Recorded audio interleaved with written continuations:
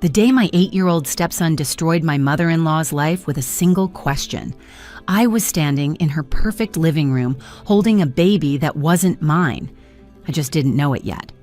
"Grandma," Colton said, his voice cutting through the chaos like a knife through butter. "Should I tell Mommy how many babies you've sold? Or should I show her the pictures I took of that room in the hospital basement?" The silence that followed was so complete I could hear my own heartbeat. My mother-in-law, Vivian, who 5 seconds earlier had been calmly explaining how she'd switched my newborn daughter at the hospital because the other one was prettier, went completely white. Her teacup rattled against the saucer as her hands began to shake. "My name is Delaney, and until an hour ago, I thought the worst thing my mother-in-law had ever done was criticize my cooking at Thanksgiving. I'm 29 years old, married to Preston for 2 years, and I just spent the last month raising a stranger's baby while my biological daughter was living with complete strangers who'd paid $40,000 for her. Let me back up, because you need to understand who these people are to grasp how insane this moment was. Vivian Sterling wasn't just any grandmother, she was a respected retired NICU nurse with 30 years of experience, connections at every hospital in the state, and a reputation for being the woman who could calm any crying baby. She volunteered at church nurseries, organized charity drives for new mothers in need, and had been voted Healthcare Hero of the Year 3 times by our local newspaper. Preston, my husband, is 32 and owns a construction company. He's the kind of man who still brings his mother flowers every Sunday and believed she could do no wrong. When we started dating, he warned me that his mother could be particular about things. But he said it with such affection that I thought he meant she was just fussy about table settings or something equally harmless. Colton came into my life as part of the package deal with Preston. His first wife had died in a car accident when Colton was 3, and for years, it had been just Preston, Colton, and Grandma Vivian against the world. The boy was quiet, observant, and had these deep brown eyes that seemed to take in everything while saying nothing. I loved him immediately, and he'd started calling me Mom about 6 months after Preston and I got married. And then there was baby Aria, or at least the baby I thought was Aria. For the past month, I'd been feeding, changing, and singing to sleep a beautiful baby girl with delicate features, porcelain skin, and fine blonde hair. She was picture perfect, the kind of baby people stop to admire in grocery stores, but she wasn't mine. My real daughter, the one Vivian had stolen from me hours after birth, was living across town with a couple named the Weatherbys. They'd been told she was the unwanted child of a teenage drug addict. They'd named her Bethany and had already started planning her first birthday party, even though she was only 5 weeks old. Standing in Vivian's living room that day, watching her facade crack like expensive china dropping on marble, I realized I'd been living in a carefully constructed lie. Every sweet smile, every offer to help with the baby, every compliment about what a natural mother I was had been part of something so twisted I couldn't fully process it. "Colton, sweetheart," Vivian started, her voice pitched high with panic. "You don't understand what you're saying. Grandma was just trying to help everyone."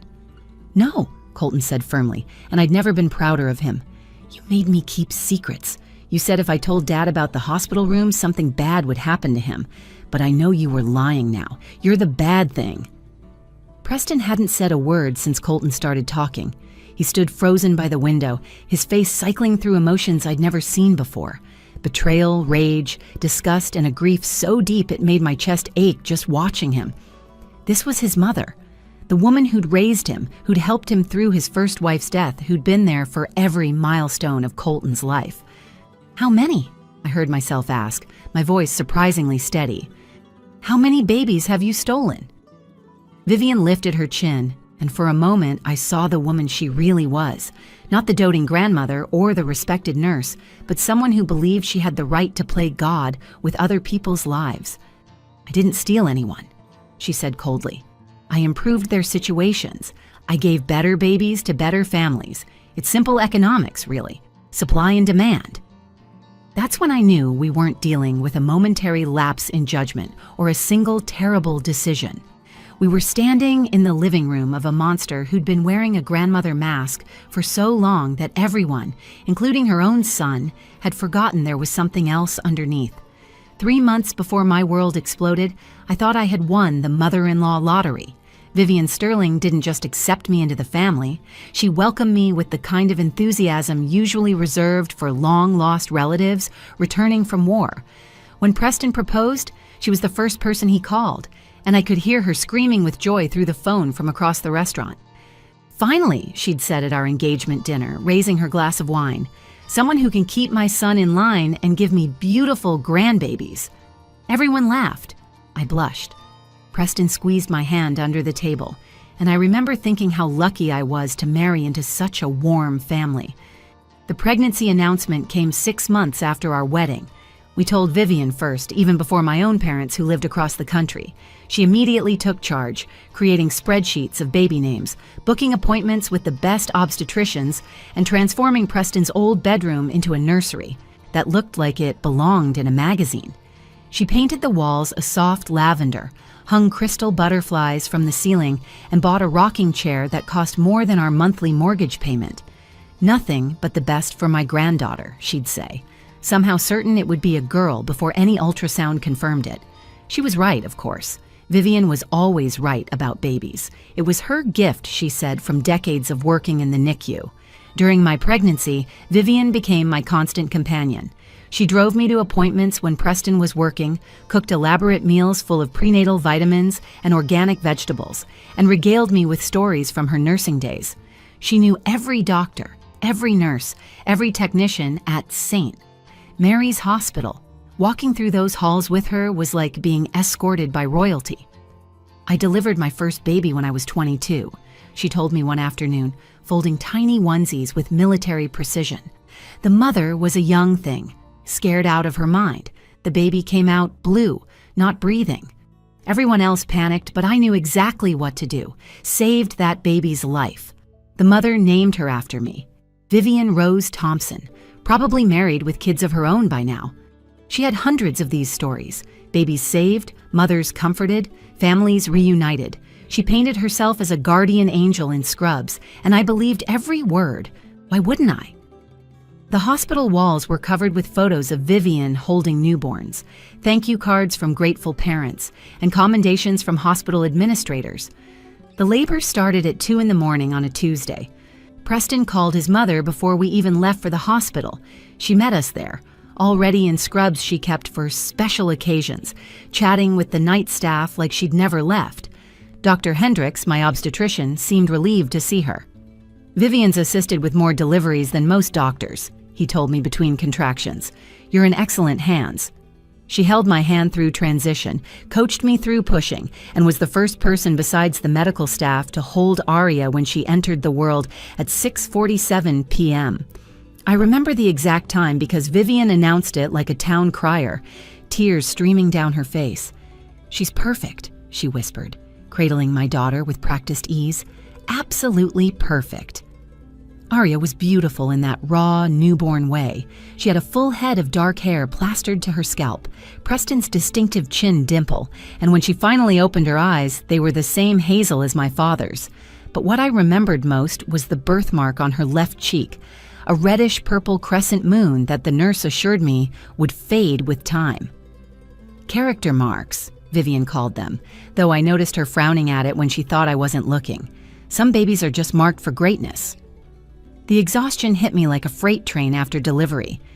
Vivian suggested the nurses take Aria to the nursery for cleaning and testing while I rested. "You need your strength, dear. She'll be back before you know it." I dozed off watching Vivian follow the nurses out, her hand proprietary on the bassinet. When I woke an hour later, Preston was holding a baby against his chest, tears in his eyes.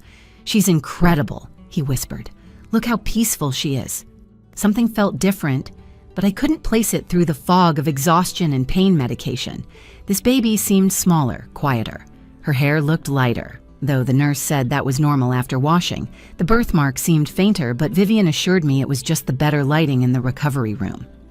"All babies look different after they're cleaned up properly," she said, with the authority of someone who'd seen thousands of newborns. The swelling goes down, the features settle. Trust me, dear, mother knows best. I should have questioned it. Should have insisted on checking the ankle bracelet, comparing the footprints, something. But I was 29 years old, holding what I thought was my first child, surrounded by people I trusted, in a place where Vivian's word was gospel. How was I supposed to know that the woman smiling benevolently at me had just stolen my daughter? The first crack in my perfect postpartum bubble came during a routine weight check when Aria was 3 weeks old.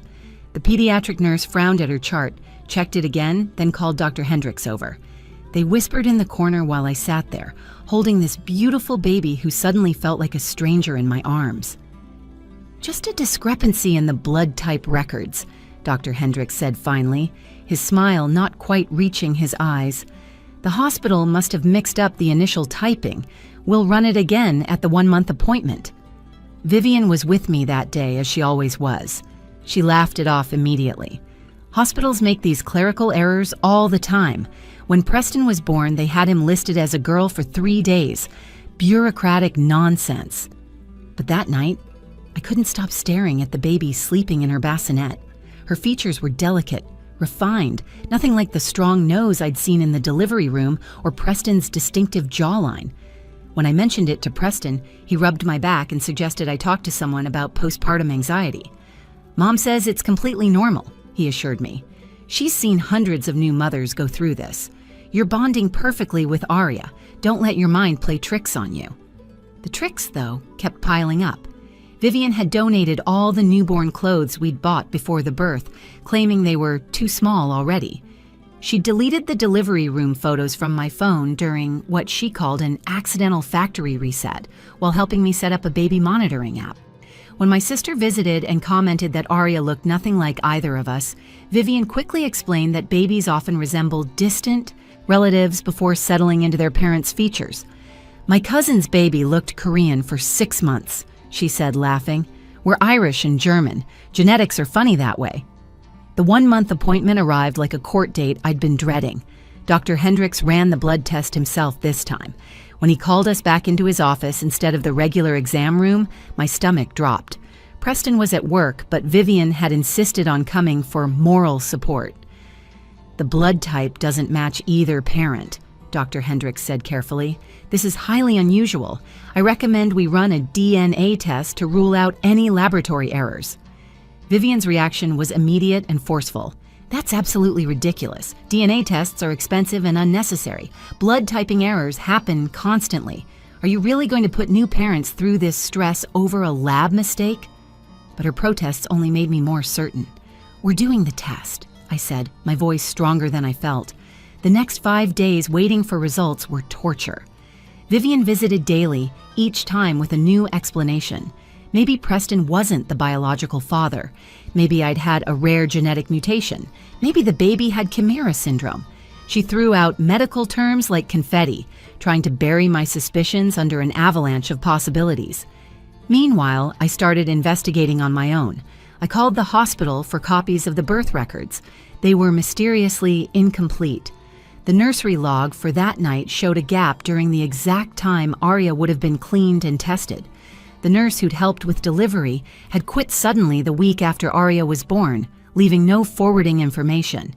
Then Vivian made a mistake. She mentioned her church friend, Dottie Weatherby, had just adopted a baby girl. Such a blessing for them after years of trying. The baby even looks like she could be family, dark hair and all. Isn't God wonderful? Dark hair. My Aria had been born with dark hair. The DNA results came on a Thursday afternoon. I was home alone when I opened the email. 0% probability of biological relationship. The words blurred as I read them over and over. This wasn't my baby.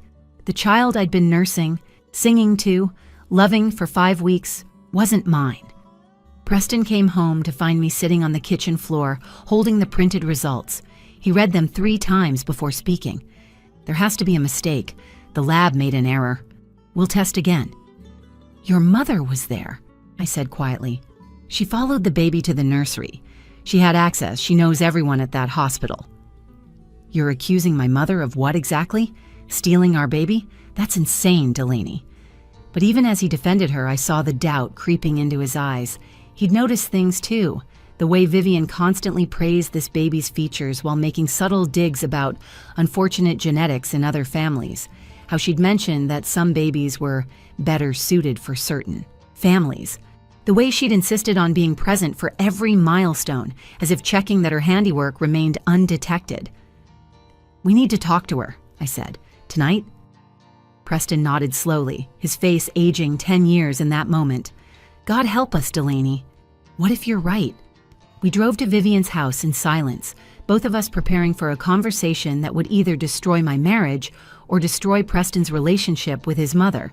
I held the DNA results in my lap like evidence in a murder trial, which in a way they were, evidence of the murder of the life we thought we'd been living. Vivian opened her door wearing an apron covered in flour, the picture of domestic innocence. "What a lovely surprise! I just pulled cookies out of the oven. Colton's here doing homework." We sat in her living room like we had 100 times before, but everything felt different now. The family photos on the mantle seemed to mock us. There was one of Vivian holding Aria at the hospital, and I noticed for the first time how her smile looked more like victory than joy. Preston cleared his throat twice before speaking. "Mom, the DNA test came back. The baby isn't ours." Vivian didn't flinch. She set down her teacup with steady hands and looked me directly in the eyes. "Well, of course she isn't yours biologically, but she's yours in every way that matters now, isn't she?" The casual admission knocked the wind out of me. Preston's face went white. "What did you do?" "I improved your situation," Vivian said simply. "Your biological daughter was unfortunate looking. Large nose, thin lips, that awful birthmark covering half her cheek. The baby you have now is beautiful. She'll have an easier life, better opportunities. I did what any loving grandmother would do." "You stole our child?" My voice came out as barely a whisper. "I exchanged her. There's a difference. The Weatherbys needed a baby and had money to spare. You needed a better baby but didn't know it yet. Everyone won." Preston stood up so abruptly his knee hit the coffee table, sending cookies scattering across the floor. "The Weatherbys? Dottie and Robert Weatherby have our daughter?" "They paid $40,000 for a healthy white newborn," Vivian continued, as if discussing a real estate transaction. "Your original baby would have only fetched $15,000 with that birthmark, but I gave her to them at a discount. They're good people, church-going. They'll raise her well." I pulled out my phone with shaking hands. "I'm calling the police." Vivian laughed, a sound like crystal breaking. "And tell them what? That a respected retired nurse with 30 years of spotless service switched babies? Where's your proof? The hospital records show everything was normal. The nurses on duty will swear the baby was never out of proper custody.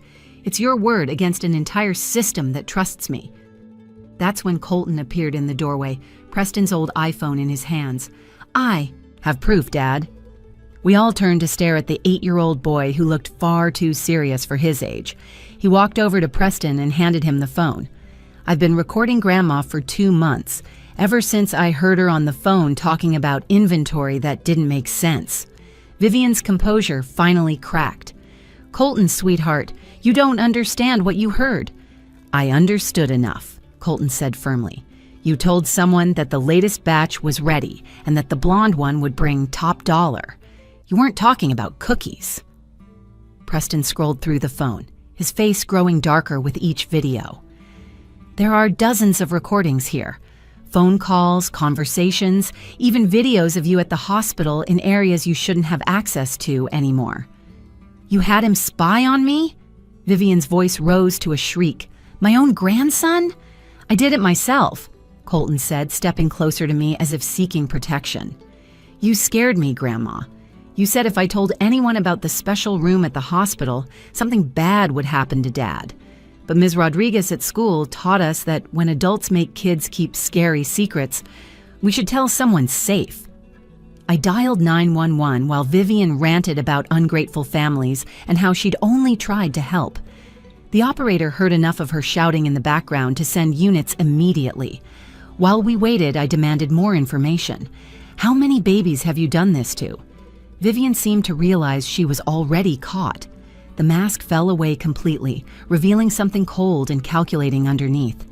12 successful exchanges over 5 years, all carefully selected, all improved situations. Where do you keep them? Preston's voice was deadly quiet. Colton mentioned a special room. The old NICU storage area in the hospital's east basement. It was decommissioned years ago, but I kept the keys. Sometimes the timing doesn't work out perfectly. Families need a few days to gather money or travel from out of state. The babies wait there. Babies are waiting there now? I felt sick. Just 2. The Martinez twins. Their buyer arrives tomorrow from Florida. Preston made another call, this time to the FBI. Kidnapping across state lines made this federal. Within minutes, we heard sirens approaching from multiple directions. Vivian sat perfectly still, sipping her tea as if police weren't about to destroy her life. "You'll thank me one day," she said to me, "when your daughter grows up beautiful and successful instead of bullied and rejected." "She was perfect," I said, tears finally coming. "She was absolutely perfect exactly as she was." "No baby is perfect," Vivian replied coldly, "but some are worth more than others. I simply recognized market value where others saw sentiment." The police burst through the door just as Colton asked the question that would haunt me forever. "Grandma, what happened to the babies nobody wanted to buy?" Vivian's silence was the loudest answer I'd ever heard. The police officers filled Vivian's living room, but everything stopped when Detective Angela Morrison arrived with an FBI team.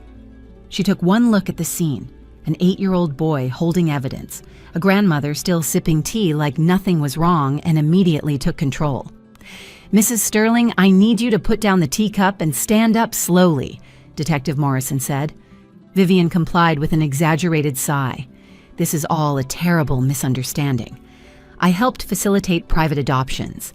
Everything was consensual." "Grandma," Colton suddenly spoke up from where he stood beside me, his small voice cutting through the room. "Should I tell them about the special room in the hospital basement where you keep the babies? Or should I tell them about the red notebook where you write down the prices?" The temperature in the room seemed to drop 10 degrees. Vivian's face went from annoyed to genuinely frightened. "Colton doesn't know what he's talking about. He's a confused little boy." "I'm not confused," Colton said, pulling a small red notebook from his backpack. "You dropped this in your car last week. I was going to give it back, but then I read what was inside." Detective Morrison took the notebook with gloved hands, flipped through a few pages, and her expression darkened. "We need units at St. Mary's Hospital immediately. East basement, old NICU storage area." She looked at Colton with a mixture of admiration and concern.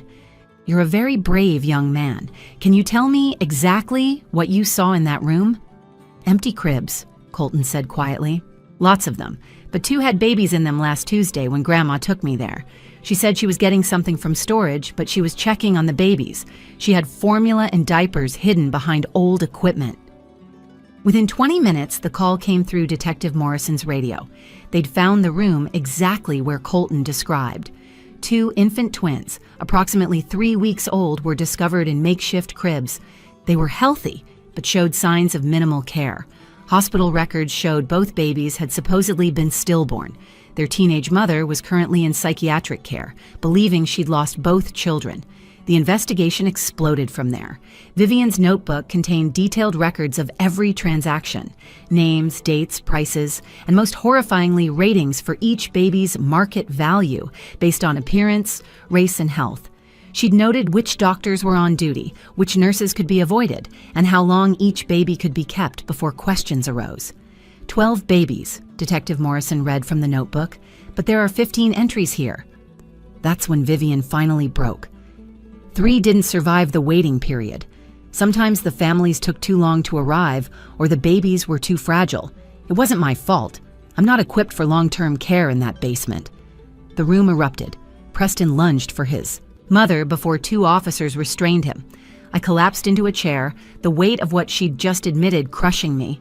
3 babies had died in her makeshift nursery while she waited for buyers who never came. "Where are they?" Detective Morrison demanded. "Where are the 3 who didn't make it?" "Cremated," Vivian said flatly. "I have connections at the funeral home. They were logged as medical waste from the hospital. No one asked questions about medical waste." The FBI agent in charge made another call. Within hours, they'd tracked down all 12 living babies from Vivian's ledger. The Weatherbys were at their home, celebrating their daughter's 5-week birthday when police arrived. 6 other families across 4 states got similar visits. Each had been told different stories about teenage mothers, drug addicts, or women who couldn't afford their babies. All had paid between $20,000 and $50,000 for what they believed were legal private adoptions. At 3 a.m., after hours of questioning and verification, a social worker arrived at the police station where Preston and I had been waiting. She carried a car seat with a sleeping baby inside. My baby. My real daughter. She had my nose, exactly as I remembered from those first moments after birth. Preston's distinctive chin dimple was prominent even in sleep.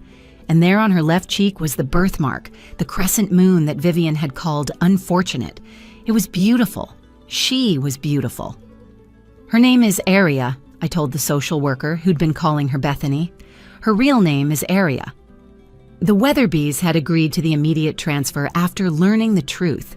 They were victims too, their hearts broken by losing a baby they'd already loved, their savings depleted by what they thought was a legal adoption.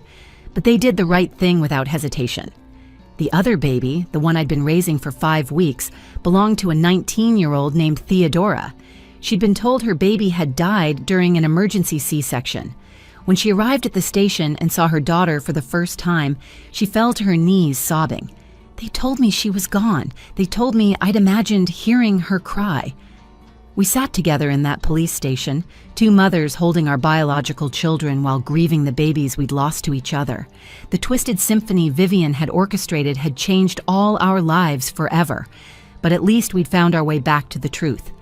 Detective Morrison stood before us with an update. We've arrested 4 hospital employees so far. This goes deeper than just your mother-in-law, Mr. Sterling. She had a network. Preston, who'd been silent for hours, finally spoke. Good, get them all. The trial lasted 6 months. Vivian Sterling was charged with 37 counts, including kidnapping, fraud, illegal adoption trafficking, and 3 counts of involuntary manslaughter for the babies who died in her basement nursery. She got 60 years without the possibility of parole. She'll die in prison, which seems fitting for someone who stole the most precious moments of so many lives. The network she'd built came crashing down like dominoes. 2 doctors who'd falsified death certificates, 3 nurses who'd looked the other way, and a funeral home director who'd cremated infant remains without proper documentation. Even the hospital's head of security was arrested for disabling cameras and providing Vivian with keys to restricted areas. St. Mary's Hospital faced dozens of lawsuits and eventually closed permanently. Preston and I almost didn't make it through. For months, he couldn't look at Aria without seeing his mother's crime. He blamed himself for not seeing what she really was, for bringing me into her web, for exposing Colton to such darkness. The man who'd once brought his mother flowers every Sunday now flinched when anyone mentioned her name. Therapy saved us. Individual, couples, family. Colton needed it most of all. That brave little boy had carried the weight of his grandmother's threats, thinking he was protecting his father by keeping quiet. His therapist called him a hero, but heroes shouldn't be 8 years old with nightmares about empty cribs and crying that no one else can hear. The support group started naturally. Theodora and I met for coffee one week after getting our babies back. Then the Weatherbys joined us, needing to process their grief over losing Bethany while dealing with the guilt of having unknowingly participated in kidnapping. Soon all 12 families were meeting monthly, sharing our strange, horrible bond. Some families had happier endings than others. 7 babies were returned to their biological parents within days of Vivian's arrest, but 5 had been sold across state lines with fabricated adoption papers so convincing that courts needed months to untangle the mess. 2 of those children stayed with their adoptive families after their biological parents. All teenagers decided the stable homes were better than starting over. The 3 babies who died in Vivian's basement nursery haunt me most. Their names were never recorded in her ledger, just listed as unsuccessful transactions. Their teenage mothers had been told they were stillborn, grieved them, and moved on. When Detective Morrison informed them of the truth, one mother said something that still echoes in my mind. I knew I heard him cry. Everyone said I was hallucinating from the drugs, but I knew. Aria is 3 years old now. The birthmark Vivian called unfortunate has faded to a light pink shadow, but it's still visible when she laughs, which is often. She's fearless and loud and messy, everything Vivian would have hated. When strangers comment on her beauty, I tell them she's perfect, birthmark and all. Because perfection isn't about meeting someone else's standards. It's about being exactly who you're meant to be. Colton is 11 and wants to be a detective. He keeps a journal, where he writes down everything he observes, a habit that started as trauma response, but evolved into genuine interest. He's protective of Aria in a way that breaks my heart, always checking that she's really ours, that no one will take her again. We've assured him 1,000 times that she's safe, but trust, once shattered by someone you love, takes time to rebuild. Preston finally opened the last letter Vivian sent from prison last month. She wanted him to know she forgave us for ruining her life's work. She still believed she'd been helping, improving lives, giving better babies to better families. No remorse, no understanding that babies aren't products to be upgraded or exchanged based on market value. He burned the letter in our backyard while Aria played on her swing set. Some people, he said, watching the smoke rise, shouldn't be mothers or grandmothers. The question that haunts every family in our support group is simple. How many more Vivians are out there? How many babies are living with the wrong families? How many mothers are mourning children who aren't actually gone? The FBI found 2 similar operations during their investigation, one in Oregon and another in Maine, both run by former nurses, both targeting vulnerable young mothers, both ranking babies by their perceived value. Last week, Theodora and I took our daughters to the park together. We watched them play, these 2 girls who were switched at birth by a woman who thought she knew better than nature, better than love, better than the bond between mother and child. They're friends now, connected by a story they're too young to understand. A grandmother stopped to admire them, commenting on how beautiful they both were. "Perfect little angels," she said. "Yes," I replied, pulling both girls closer. "They're perfect exactly as they are." Because that's the lesson Vivian never learned and never will. Every child is priceless to someone. Every baby is beautiful to the mother who carried them. And love, real love, doesn't rank or rate or measure market value. Love just loves, birthmarks and all. If this story resonated with you, please like this video and share it with others who need to hear it. Your comments mean everything, so let me know your thoughts below. And don't forget to subscribe to our channel for more true stories that will leave you speechless. Remember, sometimes the most unbelievable stories are the ones that actually happened.